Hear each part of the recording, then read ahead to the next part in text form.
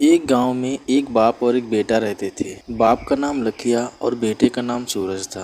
सूरज की माँ की पहले ही मृत्यु हो चुकी थी, इसलिए अब यही दोनों रहते थे। लखिया पूरे गांव में सबसे ज्यादा अमीर था। वो बहुत सारे नौकर चाकर भी रखा हुआ था। वह दोनों अपनी जिंदगी बहुत ही ठाठ से जीते थे। किसी भी चीज की कोई कमी नहीं थी। एक दिन इसी कारण से लखिया अपना सारा धन दौलत खो दिया और वो बहुत गरीब हो गया।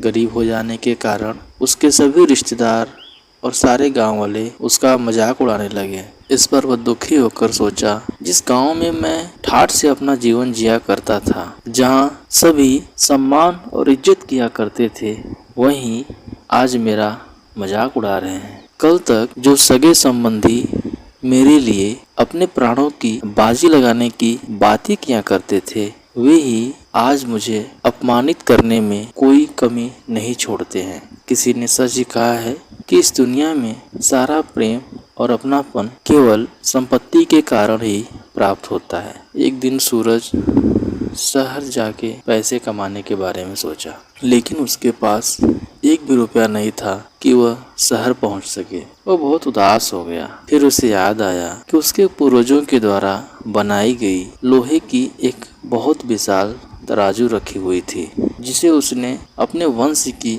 आखिरी निशानी समझकर बचा कर रखा था। सूरज ने उस तराजू को अपने पड़ोसी के यहाँ गिरवी रख दिया और शहर चला गया। सूरज को शहर जाते ही उसको एक अच्छी नौकरी मिल गई और उसने मन लगाकर काम करने लगा। भाग्य ने भी उसका साथ दिया और 1-2 साल में वो बहुत पैसे कमा लिया। जब सूरज ने बहुत पैसे जमा कर लिए तो उसने अपने गांव में ही अपना खुद का एक बिजनेस शुरू करने के लिए सोचा और वह शहर से वापस गांव लौट आया। गांव आकर उस पड़ोसी के पास गया जिसके पास अपना तराजू गिरवी रखा था।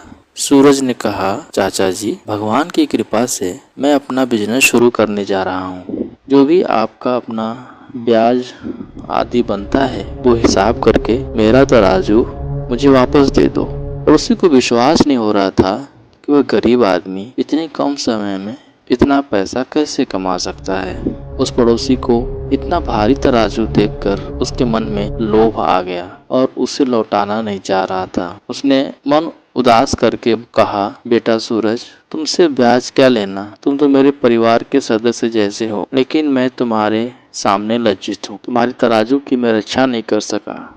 उसे चूहों ने कुतर कुतर कर खा लिया। अब तो उसका एक टुकड़ा भी नहीं बचा है। सूरज समझ गया इसके मन में बेईमानी आ गई है। सूरज को बहुत गुस्सा आया, लेकिन उसने अपने गुस्से को दबा कर रखा और बोला, भाग्य और होनी पर किसी का वश नहीं चलता चाचा जी। तराजू को चूहे ने खा गए तो इसमें आपका क्या दोष है। चूहों को कहाँ नहीं होगा कि वे उसे खा जाए। पड़ोसी ने उदास होकर बोला, हाँ बेटा, अब कर भी क्या सकते। सूरज ने कुछ देर तक बातें करने के बाद कहा, चाचा जी, रामू कहाँ है। मैं नदी नहाने जा रहा हूँ। उसे नदी में नहाने में बहुत अच्छा लगता है। सोचा उसे भी साथ ले जाऊं। रामू उस पड़ोसी का बेटा था और सूरज का बहुत अच्छा दोस्त भी था। उस पड़ोसी ने अपने बेटे रामू को बुलाया और सूरज के साथ नदी में नहाने के लिए भेज दिया। सूरज और रामू नदी में नहाने के लिए चल दिए। नहाने के बाद सूरज ने रामू को एक गुफा में छिपा दिया। उसके द्वार पर एक बहुत बड़ा पत्थर रख दिया और वह अपने घर की ओर चल दिया। सूरज को अकेला आते हुए देखकर पड़ोसी डर गया और बोला,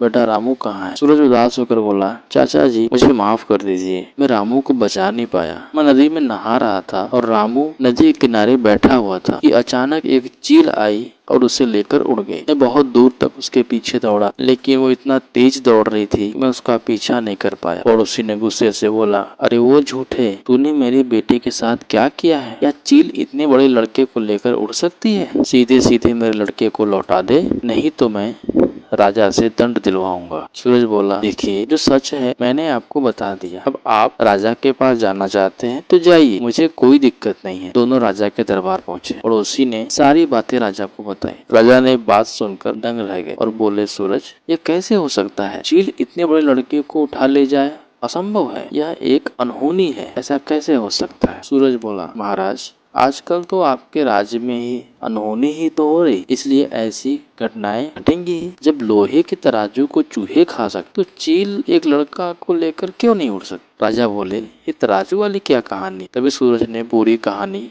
राजा को बताई। इस पर राजा ने गुस्से से बोले, बेईमानी किसी का भला नहीं करती, क्योंकि जब यह एक व्यक्ति के मन में उत्पन्न होती है तो अनेकों को बेईमान बना देती। तुम्हें इस बेईमानी का फल जरूर मिलेगा। तब भी पड़ोसी ने राजा से बोला, महाराज मुझे माफ कर दीजिए, मुझसे बहुत बड़ी गलती हो गई है। मेरे अंदर बेईमानी का भूत सवार हो गया था। अब ऐसी गलती नहीं होगी। राजा ने उसे क्षमा कर दिया और बोले, तुम इसके तराजू लौटाओ और तुम इसकी लड़की लौटाओ। कहानी का सारांश यह है, बेईमान आदमी किसी भी हद तक जा सकता है और इस बात पर बिल्कुल भी नहीं सोचता वो जो कर रहा है वो सही है कि नहीं। इसलिए ऐसे आदमी पर विश्वास करना बहुत बड़ी भूल होती है।